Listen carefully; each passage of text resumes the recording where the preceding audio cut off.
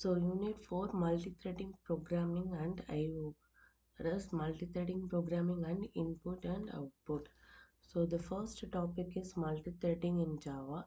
So multi-threading means it's a process of executing the multiple threads simultaneously. So because the thread normally the thread is a lightweight subprocess and also it's a small unit of the processing. So multiprocessing and multi-threading both are achieve the multitasking. So we use the multi-threading than the multiprocessing because thread use the shared memory area. They don't allocate separate memory space. We saves the memories, and also the context switching between the thread takes the less time compared to the process. So Java multi-threading is mostly used in the games and animations, etc. So advantage of the multi-threading is it does not block the user because the threads are the independent process, and also they can perform the multiple operation at the same time. You can perform many operations together, so it saves the time. Threads are independent, so it does not affect the other threads if in case any exception occurs in the single thread. Multitasking. So multitasking is the process of executing the multiple tasks simultaneously. So we use multitasking to utilize the CPU. So multitasking can be achieved in two ways. One is the process based and second thing is the thread based. So process based multitasking is the multiprocessing. Thread based multitasking is the multi-threading. So process based multitasking, that is a multiple processing. So each process has an address in the memory. So each process allocate the separate memory space. So that the process is heavyweight and the cost of the communication between the process is high compared to the multitasking. Thread-based multitasking, that is multi-threading. So threads shares the same address space.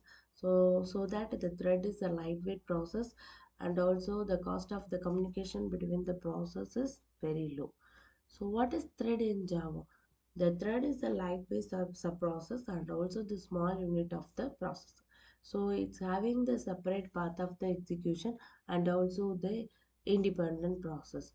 If there occurs exception in one thread, it does not affect the other thread because it uses the shared memory area.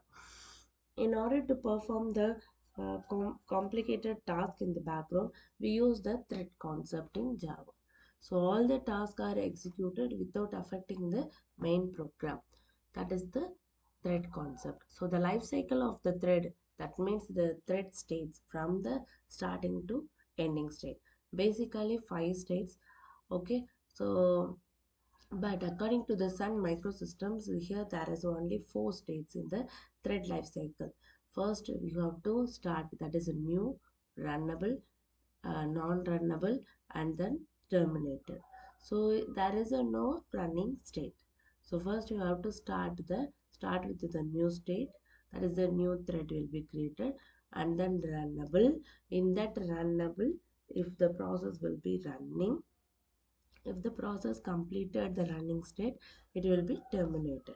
If in case in the running state there is some exception will be occurred, or it's going to the sleeping mode or in the waiting stage or in the suspense stage, it is going to the non-runnable. Again, it will be started from the runnable state. That is the life cycle of the thread. So here there is a detailed explanation about the four states. New, the thread is in the new state if you can create the instance of the thread class, but before invocation of the start method. Runnable is after the runnable state. The runnable state after invocation of the start method, the thread scheduler has not selected because it to be the running thread. So the running thread state is the thread scheduler has selected.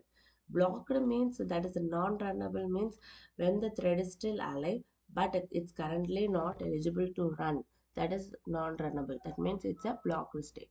Finally, if the process is completed, when its running method exit, that goes to the terminator or the dead state. So this is the simple diagrammatical representation of the life cycle of thread.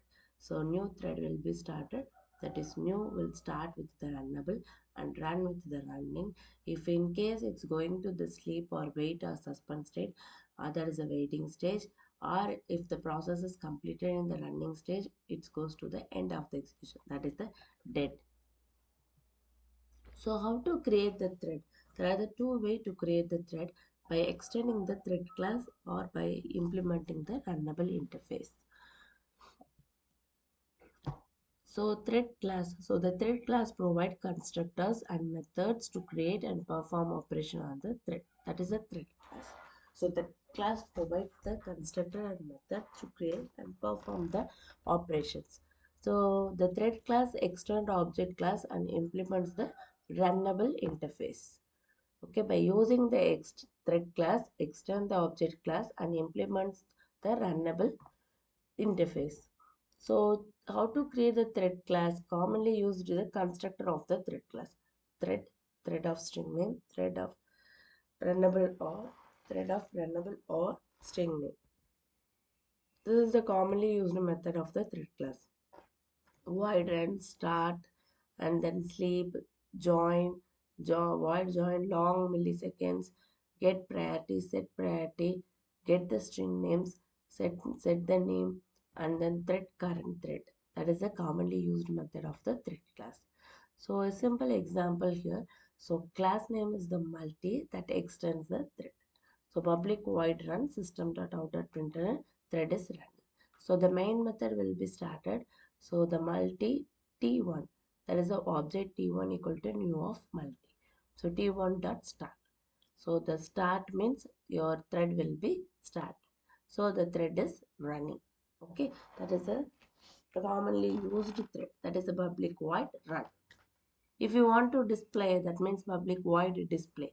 Same T1 dot display, it shows the thread is running by using the extending the thread class. So how to create the runnable interface? So by uh, creating the runnable interface, you should be implemented by any class whose instance are intended to be executed by the thread. So the runnable interface have only one method, that is run. Public void run is used to perform the action for the thread. That is starting the thread. Start method of the thread class is used to start the newly created thread. A new thread start means thread moves from the new state to runnable state. When the thread gets a chance to execute, it targets the run method will run. So runnable interface example, class ABC implement runnable void run, public void run. So system.out.println thread is running from runnable implementation. So main method will be started ABC runnable equal to new of ABC.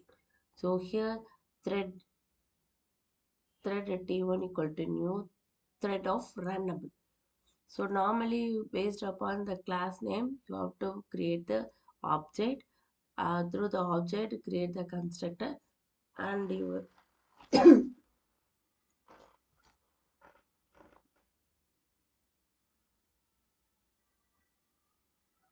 and call the method name.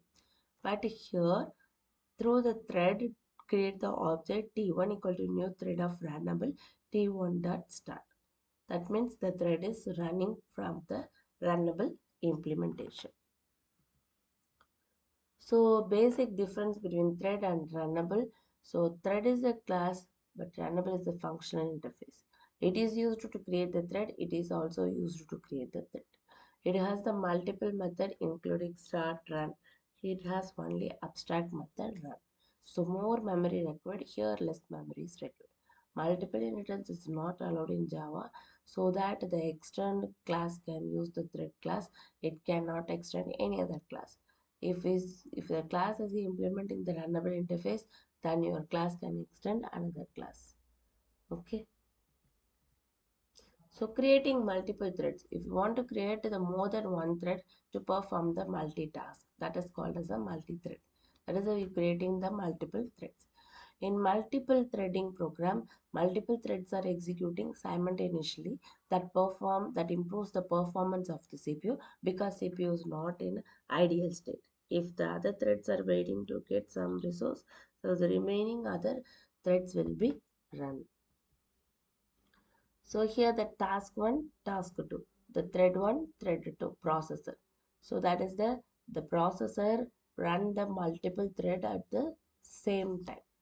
With the support of the heap memory, it shares the same memory address. So this is the good way to create the multiple thread to execute the multiple task rather than creating the multiple process.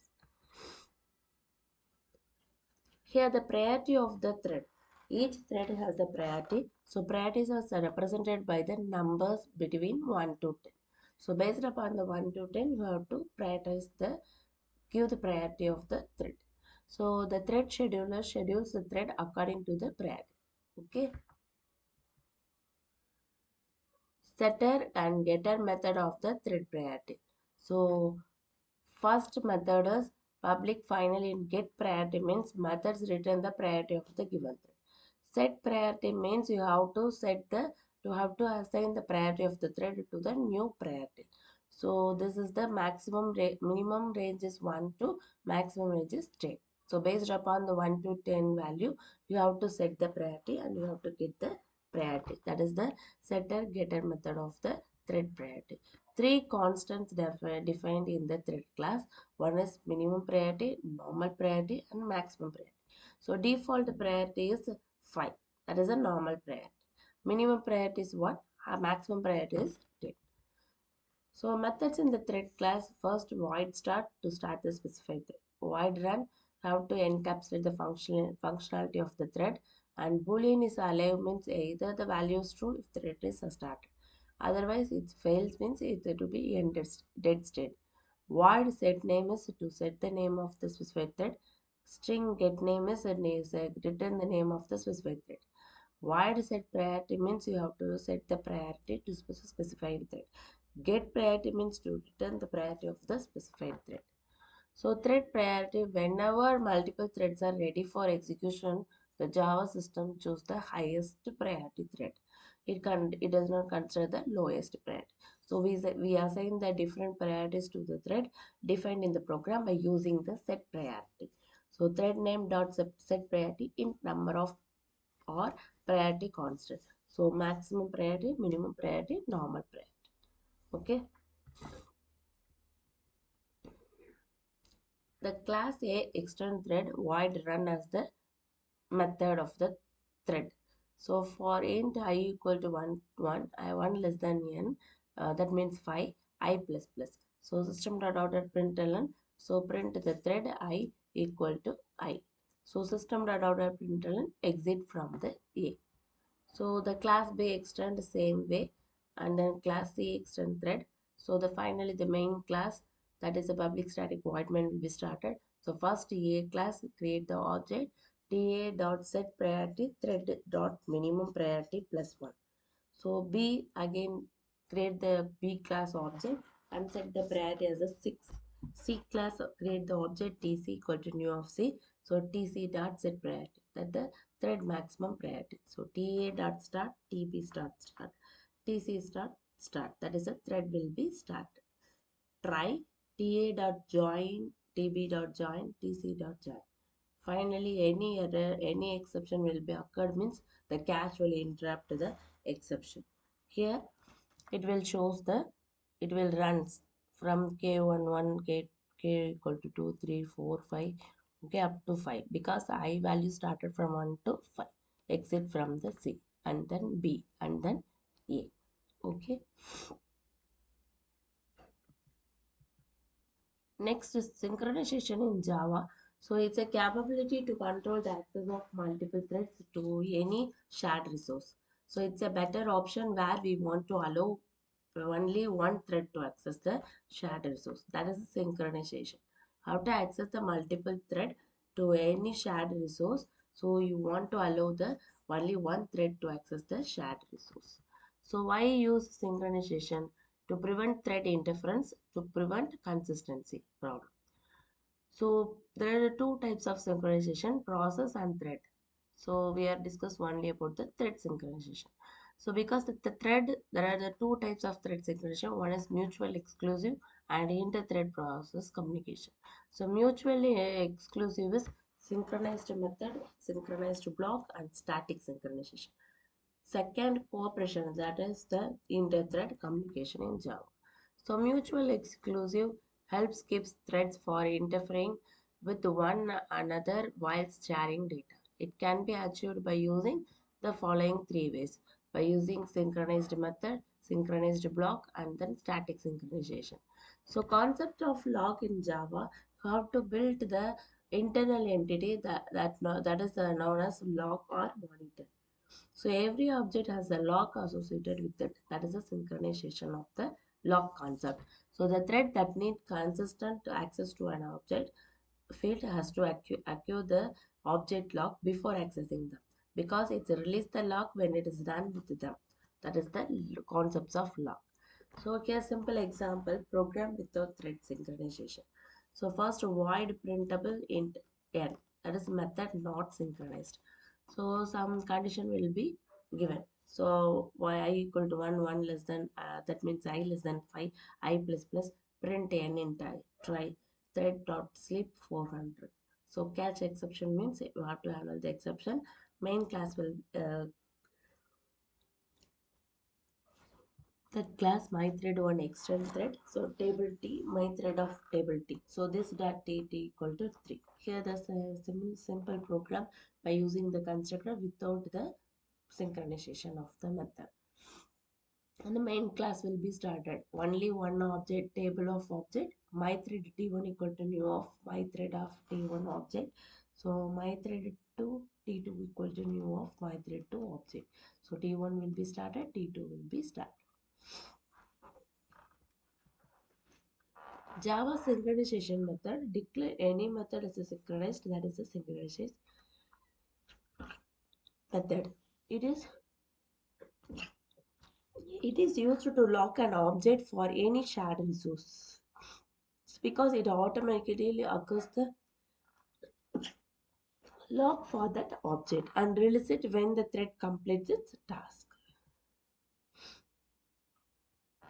So if you created the general method, before that you have to specify the synchronized means it will be as a synchronized method. Similar program for using the method, before that you have to specify the synchronized. Okay, so it automatically synchronized. Synchronized block means used to perform the synchronization on any specific resource of the method. Suppose you have the 50 lines of code in your method, but we want to synchronize only 5 lines. In such case, we use the synchronized block. If you put all the codes of the method in the synchronized block, it will work same as the synchronized method. So synchronized block is used to lock an object for any shared resource. Scope of the synchronized block is smaller than the method. It does not allow more than 1 JVM to provide access control to the shared resource.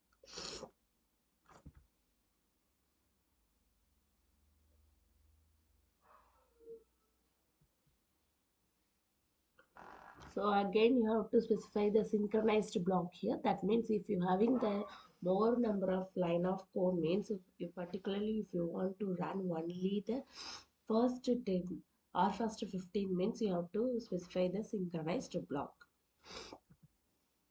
So static synchronization means you have to lock will be on the class or not an object. Object 1 T1 T2, object 2 T2 T3 T4. That is static method as a synchronized, but lock will be on the class, not an object. So the problem with the static synchronization, suppose there are the two object of the shared class, table, example table named as a object 1 object. In case of the synchronized method, synchronized block, there cannot be interference between the T1 and T2, T3 or the T4, because T1, T1 both refers to the common object that have the single lock. But the interference between the T1 and T3 or T2 and T4, because T1 occurs another lock, T3 occurs another lock. We don't want to interference between the T1 and T3. That is the static synchronization solves this problem. Okay. Interprocess communication. So interprocess communication is the mechanism provided by the operating system because it allows the process to communicate with each other. So this communication could involve the process letting another process. Okay, that means it's transferring of rough data from one process to another process. The process P1 to P2. That is bidirectional way. That is the inter-process communication. So inter-thread communication means uh, is all about allowing synchronized thread to communicate with each other. So the main mechanism of the inter-thread communication is a cooperation. That means a thread is passed running in a critical session and another thread is allowed to enter in the same critical session to be executed. So the method of the object class is wait, notify, notify all. So wait means the current thread to release the lock and wait until either another thread invokes the notify method or the notify all method. So you have to specify the amount of time or elapsed. That is what is the gap or what is the time difference. So public final void wait throws interrupted exception. It waits until object is notified. If the final void wait long timeout throws interruptions, it wait for the specified amount of time. So notify method that wakes up a single thread that is waiting on this object monitor. So if any thread are waiting on this object, one of them is chosen to be a work. So this choice is arbitrary and occurs at the description of the implementation. So public final void notify. Notify all method wakes up all the threads that are waiting on the object's monitor. So a public final void notify all. That means wake up all the threads that are waiting on this object monitor. So why wait, notify, notify all methods are defined in the object class, not the thread class, because they are related to the lock and the object as a lock. Okay, so wait and sleep. Wait means release the lock. Sleep means it does not release the lock. It's a method of the object class. It's a method of the thread class. It is a non-static. It is a static. It is notified by notify and notify all. It is after the specified amount of the time sleep is complete. So enter say entry set, that is a enter, and occur the owner. If there is a release waiting to be notified, if notified means waiting to be recursive and occur and finally release and exit the state. Okay. So Java thread suspend method means the thread class put the thread from running to state to waiting state. If you want to stop the thread execution, start it again when the certain event occurs. So suspend thread can be resumed using the resume method. So here the public final void suspend and return. This method does not return any value. Resume means resume method of the thread class is only used with the suspend method. So we used to resume the thread which was suspended using the suspend method. So suspend thread to start again. So public final void resume that returns the value. Thus this method does not return any value. So input and output. Java input output is used to process the input and produce the output. That means the concept of stream to make input and output operation fast. So java.io package contains all the classes required for the input and output operation. So input, command line, argument, files, networks, gamepad, etc. And then output is a file, network, gamepad, monitor, LED, speakers, robot, etc. So stream means is a sequence of data is composed of the bytes. It's called as a stream because it's a stream of water that continues to flow. That is the flow of data. So output stream versus input stream. So output stream means you to write the data to the destination. Input stream means to read the data from the source. Okay. So that is the output stream and input stream. So stream in Java, that is byte stream, character stream. In byte stream, input stream, output stream. Character stream, reader classes and writer classes. So byte stream read data from any source as the byte at the time, as either maybe image, audio, video. Okay. Input stream means read data from the source. Output stream means write data to the destination. Character stream means read data from any source as a character at the time. So one character at that time. So reader class read the data from the source, writer class write the data to the destination. Okay, the here is some Java input output streams, that is a byte streams. So the file out input stream, file output stream, buffered input stream, buffered output stream, data input stream, data output stream. Okay, byte array is input stream, same as the reader and writer class. So input stream classes, output stream classes, and then user reading user input from the console, that is a using console include the string or the character data type, using buffer reader include the character and string data type, using scanner that include all the data types. So scanner class in Java is found in the java.util.package. It's a package. So Java provide various ways to read the input from the keyboard, and this java.util.scanner class is one of them, because when reading from the console provide the method to read different types of data, example integer, character, numbers, strings, etc., and also different set of data types, integer, long, double, byte, float, start, etc. So how to get the Java scanner? So which reads input from the user, we need to pass the input stream, that is system.in, the constructor of the class. That means scanner in equal to new scanner of system.in. Okay, so you get the input from the user. Buffer read class is used to read the text from the character based input stream.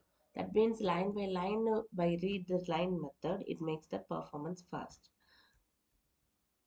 So method in the buffered class is read line. Okay, so many other methods will be available in that. Console class is used to get the input from the console. So if you read the password using the console, it will not be displayed to the user. So java.io.console class is attached to the system console internally. Okay. So writing console means you have to print. So print in and write. That is a console.